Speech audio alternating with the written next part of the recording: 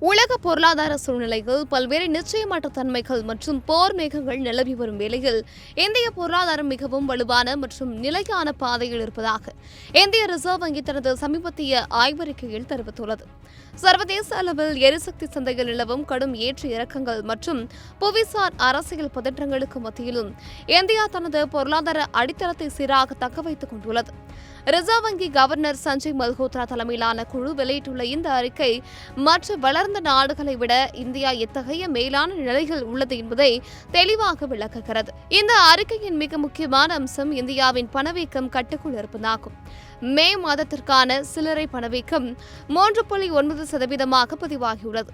இது ரிசர்வ் வங்கியின் நடுத்தர கால இலக்கான 4%க்கும் குறைவாகவே இருப்பது ஒரு மிகப்பெரிய சாதனையாக பார்க்கப்படுகிறது. உலக அளவில் எரிசக்தி மற்றும் உணவுப் பொருட்களின் விலை உயர்ந்தாலும் உள்நாட்டில் எடுக்கப்பட்ட முறையான நிதி மேலாண்மை நடவடிக்கைகளால் பணவீக்கத்தை கட்டுப்படுத்த முடிந்துள்ளதாக RBI தெரிவித்துள்ளது. இதன் காரணமாகவே வங்கிகளுக்கான ரெப்போ வட்டி விகிதத்தை 5.25%ஆக மாற்றமின்றி தொடர ரிசர்வ் வங்கி முடிவு செய்துள்ளது. பொருளாதார வளர்ச்சியை பொறுத்தவரை கடந்த ஜனவரி முதல் மார்ச் வரையிலான காலாண்டில் இந்தியாவின் மொத்த உள்நாட்டு உற்பத்தி 7.8% அசுர வளர்ச்சி கண்டுள்ளது. உலகின் மிக வேகமாக வளர்ந்து வரும் முக்கிய பொருளாதார நாடாக இந்தியா தனது இடத்தை தக்க வைத்துக் கொண்டுள்ளது. குறிப்பாக தற்போதைய நிதி ஆண்டின் தொடக்கத்திலும் உள்நாட்டு தேவை முதலீடுகள் மற்றும் உள்கட்டமைப்புக்கான அரசின் செலவினங்கள் ஆகியவை பொருளாதாரத்திற்கு பெரும் வலு சேர்த்துள்ளன.